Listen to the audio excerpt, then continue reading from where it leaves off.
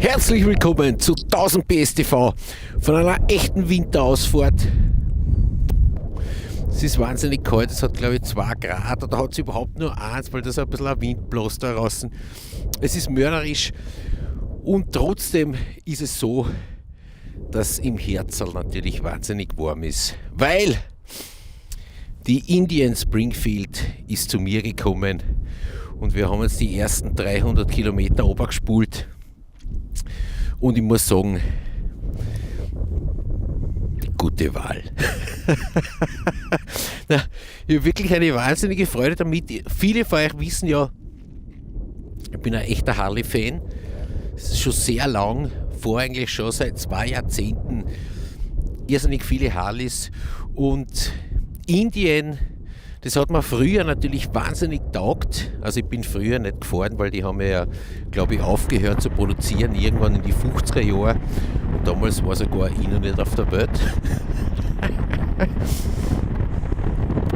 Ja, und dann, wie ich dann zum Motorradfahren angefangen habe, also ein bisschen später sogar, ich glaube in den 90er Jahren, hat es dann immer wieder so Versuche gegeben, diese Marke Indien wieder zu beleben, und das ist alles kläglich gescheitert, und das hat mir persönlich auch immer ein bisschen wehgetan, weil ich mir gedacht habe, na gut, jetzt hat es so eine irrsinnige Strahlkraft, dieser Name, jetzt kannst du nicht irgendein Heisel bauen und dann Indien draufschreiben, das geht ja nicht. Und dann hat eben Polaris, dieser kanadische Snowmobil-Gigant, die ja auch Victorys bauen, die haben dann diese Rechte an der Marke Indien erworben und haben dann gleich einmal Nägel mit Köpfen gemacht. Also die Indien-Geschichte, die jüngste Indien-Geschichte, die ist vergleichbar mit der Geschichte von BMW, wie sie gesagt haben, na, wir wollen jetzt in diesen Supersportmarkt rein und wir wollen gleich die stärkste Tausender bringen. Und das haben sie dann auch gemacht. Wie BMW gekommen ist, haben sie einfach 20 PS mehr eingefüllt wie alle anderen. Und ja, dann war es irgendwie klar, na, da führt kein Weg vorbei, und da sind halt etliche, die bisher immer auf BMW gespuckt haben, die sind ja tatsächlich umgesattelt und haben sie die BMW gekauft und waren extrem glücklich damit. Und jetzt ist bei Indien ist es so, das ist natürlich wahnsinnig schwer. Harley Davidson tut ein bisschen, ja, wie soll ich sagen, zu fordern, und andererseits, dass es geht, haben sie bewiesen. Also die haben jetzt vom Fleck weg gleich einmal 1811 Kubik eingefüllt in einen traumhaften Motor, also dieser Thunderstroke 111, der ist nicht nur optisch wahnsinnig schön, sondern der funktioniert auch wirklich brillant und ist meiner Meinung nach ein extrem würdiger Cruiser-Motor, luftgekühlt, so gehört es. Unten liegende Nockenwellen, dann eben so diese Stoßstangen, wunderschön gemacht, mörderisches Drehmoment, wobei man da natürlich sagen muss, da in Österreich und in der Europäischen Union, durch dieses Euro 4, holen sie halt da jetzt außer 139 Newtonmeter bei 2600 Umdrehungen, und in Amerika drüben hat es 160 Newtonmeter. Das ist natürlich eine Frechheit in Wirklichkeit. Ich weiß nicht, was sie sich da einbilden, diese Europäer mit der irrsinnigen Norm, weil diese Bohrmotorradl, das macht überhaupt nichts aus. Und ja, jetzt ist es so, ich bin sowieso dabei, diesen göttlichen Motor sanft einzufahren, weil ich will ja lange Freude haben damit. Und ich halte sehr, sehr viel davon, von diesem Einfahren. Dass du eben nicht zu hoch drast am Anfang, dass du relativ oft die Gänge wechselst, dass du natürlich auch keinen Fall komplett untertourig wirkst. Also dass du mit 6. Gang in der Stadt umfährst, so, das machst du natürlich auch nicht. Sondern du schaust, dass der Motor immer in einem Bereich läuft, wo er sich wirklich wohlfühlt. Und der Motor ist bärenstark, relativ laufruhig, also für so einen Cruiser eigentlich, für so einen 1800er luftgekühlten Wahnsinnsmotor, unglaublich laufruhig sogar, und trotzdem hat er aber schon dieses Poltern. Das Poltern ist jetzt nicht so extrem wie den Milwaukee 8, den bin ich noch nicht gefahren, diesen neuen Harley-Motor mit 4-Ventil-Kopf, das weiß ich nicht genau, aber diese Motoren bisher, also der Roadking zum Beispiel letztes Jahr, der hat natürlich stärker gepoltert, und ja, Das ist schon eine Eigenheit, die mir sehr taugt. So richtig poltern tut das nicht, das taugt mir aber trotzdem extrem, weil es eben so einen echt großen Komfort vermittelt und es ist keinesfalls wie eine Nähmaschine. Also da muss man keine Sorgen haben, nein, das hat ein starkes Eigenleben, aber dieses archaische Poltern vom luftkühlten Harley-Motor bis 2016 hat sie nicht. Ja, verarbeitungsmäßig ist es ein Wahnsinn. Also es ist wirklich wunderschön. Egal wo drauf schaust, da haben sie nichts anbrennen lassen. Da haben sie sich wahrscheinlich das Original sehr, sehr gut angeschaut. Also den echten Konkurrenten, also Harley, das haben sie sich sehr, sehr gut angeschaut.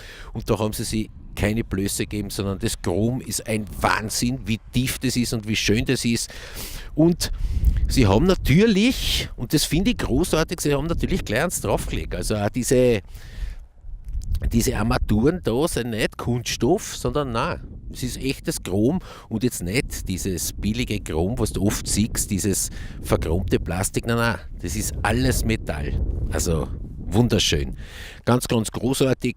Sitzhaltung ist meiner Meinung nach Weltklasse, da gibt es gar nichts. Der Sattel an sich ist ein Kunstwerk. Das ist ein echter Ledersattel mit so einem speziell bearbeiteten Leder, dass das auch die Feuchtigkeit aushaltet. Und ich meine, der ist einfach wunderschön, ist extrem gut geformt. Also ich sitze wirklich gut drauf. Ich meine, ich bin jetzt noch nicht ans Nordkap gefahren damit, sondern halt nur 300 Kilometer. Aber diese 300 Kilometer waren göttlich, wirklich super.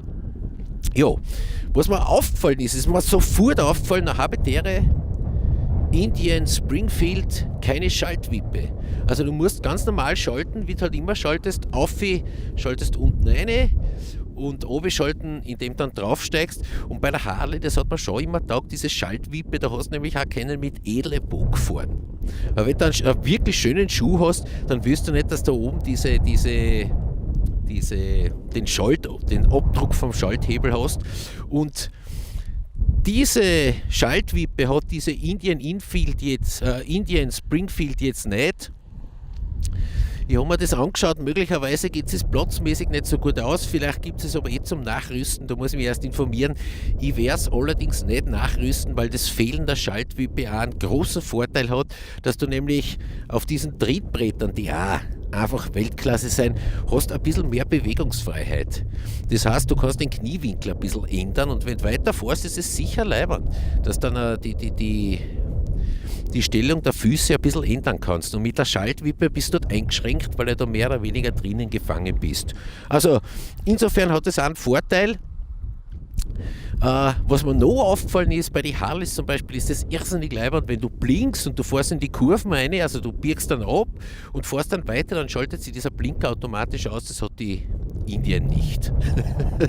Ja, aber das sind so kleine Details, die fallen da einfach auf und das muss man sagen, das ist bei Harley sehr, sehr gut gelöst. Was war bei dieser Springfield jetzt wirklich, was mich wirklich begeistert, ist das Einlenkverhalten. Also das Vorwerk generell, das hat vorne jetzt ein 46er Gabel, schaut natürlich viel, viel mächtiger aus, aber ich meine Innenwerk der 46er Gabel und das ist schon eine ordentliche Dimension, das ist so wie von einer Renntausender, das ist perfekt und hinten arbeitet da ein Zentralfederbein und beides ist so integriert in also einen wirklich tollen Alurahmen. Also vom Vorwerk her, vom Komfort her und von der Belastbarkeit her ist das eine Stufe höher wie zum Beispiel der Road King, den ich gefahren bin. Das ist fraglos, da haben sie wirklich was Gutes eingebaut und also es ist im Komfortbereich besser und es ist besser, wenn es jetzt wirklich eine echte Belastung fressen muss, reagiert es auch feiner. Also absolut top. Bei der Bremserei ist es so, die hat es da 200-300er Scheiben drauf. Und ich muss sagen, ein Road King hat meiner Meinung nach auch nicht schlecht bremst und ob das jetzt viel besser bremst, das kann ich jetzt nicht beurteilen, weil die Bremse ist natürlich noch nicht ganz eingefahren. Also was ich bis jetzt sagen kann, sie verlangt durchaus eine Handkraft und sie bremst gut wirklich gut, aber so ein Road King hat auch gut bremst. Und man darf es natürlich nicht vergleichen jetzt zum Beispiel mit einem Fatboy, der nur eine Scheibe hat. Natürlich bremst der viel schlechter, das ist keine Frage. Also diese Einscheibenmaschinen, die bremsen natürlich viel schlechter, aber mit der Doppelscheibe jetzt habe ich keinen großen Unterschied zu dem Road King feststellen können, aber möglicherweise, wenn die Bremsen ordentlich eingefahren ist, dass die dann noch schärfer reagiert. Was mir taugt ist, dass es ein ABS von Bosch hat. Das finde ich super, dass da keine Kompromisse gemacht haben und gleich was Gescheites reingehauen haben. Bei mir hat das ABS jetzt noch nicht ausgelöst, also ich kann dir über die Wirkungsweise nichts sagen, weil, wie gesagt, ich fahre es gerade ein und nachdem jetzt Lufttemperatur, keine Ahnung, 1-2 Grad hat, wird der Asphalt auch nicht wahnsinnig warm sein und ich will da jetzt nicht einen Bremsstand hinlegen, nur um zu wissen, na, wie löst das aus oder löst das nicht aus, sondern ich will in Wirklichkeit jetzt einmal diese ersten 1000 Kilometer ganz harmonisch overspulen, dann zum 1000er Service gehen und im Vorjahr, da werden wir es dann schon ein bisschen krachen lassen, weil ich glaube durchaus, dass das ordentlich krachen lassen kann. Vor allem, und das ist jetzt was, das ist wirklich super, es hat ein ganz tolles Einlenkverhalten. Das würde es jetzt a priori nicht annehmen, weil die Gabel für einen Chopper relativ steil steht. Also die hat einen Lenkkopfwinkel von 25 Grad. Üblicherweise ist es 29 Grad und mehr. Die haben es aber mit einem 25 Grad Gabelwinkel gemacht. Und jetzt ist natürlich dieser Lenker, der relativ weit zurück muss, weil ja, sonst kommst du nicht hin. Ist es sogar so schon, obwohl der Lenker relativ weit zurückgeht, wenn dann einschlagst, und du musst so umdrehen, na, dann brauchst du einen relativ langen Ärmel, weil das ist natürlich ein weiter Weg, das da aufmacht. Ja, aber jetzt geht der Lenker relativ weit zurück und wenn man bösartig sein will, sagt man, ja, das ist eben genau diese Scheibtruhenpartie, also da geht die Gabel auf und hinten geht dann der Lenker raus. Und ja, das Scheibtruhenbild ist gar nicht ganz falsch, nur es lenkt wirklich super ein. Also es ist absolut großartig. Es lenkt spielerisch ein, obwohl, ich meine, die Maschine hat schon 388 Kilo voll tankt. Das ist natürlich kein Bämmerl, sondern das ist wirklich viel. Aber durch diese extrem geringe Sitzhöhe von 660 mm hast du immer einen tollen Stand und fürchtest dich eigentlich nie. Und in Bewegung ist es ja nahezu flink und gutmütig. Also das hat mir sehr taugt. Ich habe allerdings dann auf der Autobahn auch gleich probiert, bei 140, schneller bin ich noch nicht gefahren, diesen Tempomaten zu aktivieren und die Hände vom Lenker zu geben, also freihändig zu fahren. Und ich meine, das fährt stabil wie ein Zug. Das ist ganz, ganz super. Habe ich wirklich eine große Freude gehabt. Ja, nachlesen habe ich müssen, das habe ich leider nicht ganz genau gewusst. Ist der Motor noch ein Langhuber? Er ist ein Langhuber. Also der Hub ist länger wie die Bohrung. In Wirklichkeit fährt dieser knapp 10 cm Durchmesserkolben, der fährt 11 cm in die Höhe und wieder oben. Und das ist natürlich, das taugt mir. Und so ein Cruiser, da muss der Hub einfach länger sein als die Bohrung. Ja, nett sind auch diese Taschen, die ich da habe. Das taugt mir auch, weil die kann ich nämlich einfach entweder mit dem Schlüssel draufdrucken, dann sind die versperrt, oder ich habe auch dort in der Konsole so einen Knopf, wo ich draufdrucken kann, um diese Taschen da hinten, also Taschen, eigentlich sind es Koffer, zu entsperren oder zu versperren. Finde ich super.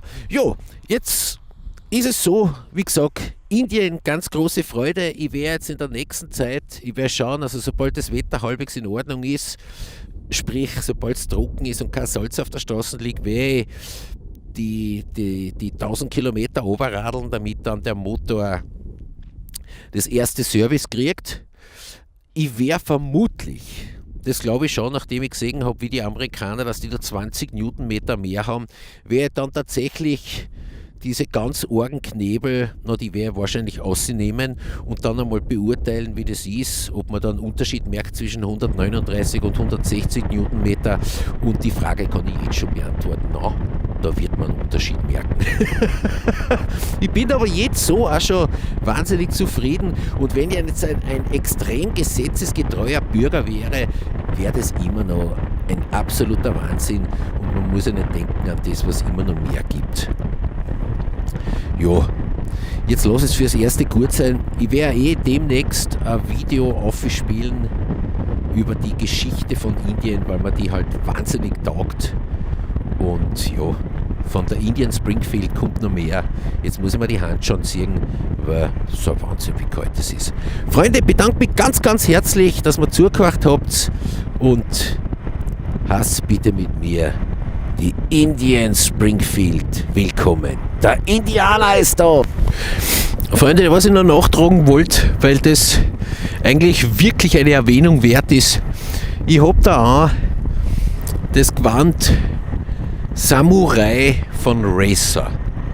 Und das Gewand ist jetzt, ich glaube, 15 Jahre alt. Und das hat mir damals der Franz Harrer, den gibt es leider nicht mehr, der ist leider verstorben. Der hat mir das Gewand damals gegeben und hat gesagt, na, wenn du das wirklich brauchst, dann gebe ich das. Aber ich meine, das ist schon was Dickes. Und das ist so eine Latzhose und diese Jacken dort, die ist irgendwie dreilagig. Und nachdem ich es ja im Winter echt nicht aushalte, dass ich nicht Motorradl fahre, habe ich das wirklich oft an. Und auch auf meinen langen Reisen, wie zum Beispiel, da bin ich einmal, glaube ich, weiß nicht, im März nach Sizilien gefahren. Und da unten, wenn da unten am Stiefel, da geht es dann so hoch auf, ich weiß nicht, das heißt Basilika oder so, glaube ich, na, da hat es Schnee gehabt. Und ich meine, dieses Gewand, in dem Gewand ist da einfach nie kalt und es ist nach 15 Jahren immer noch super. Auch so ein Reißverschluss ist einmal draufgegangen, aber ansonsten ist das echt top.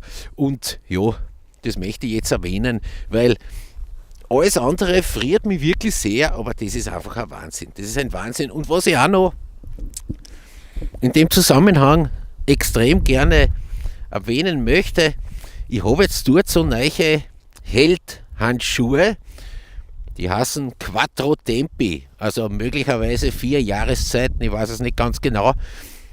Glaube ich zwar nicht, weil im Sommer wird es mit denen irrsinnig heiß sein, aber jetzt im Winter, das ist ein Wahnsinn. Weil, ich meine, die Indien könnte man schon mit so Heizgriffe ausrüsten, das hat es aber nicht. Und in die Hände ist mir überhaupt nicht kalt beim Fahren. Jetzt beim Mikrohalten friert es mich weg, dass ich, wie der Tiroler sagt, den Hornigel kriege. Das ist ein Wahnsinn.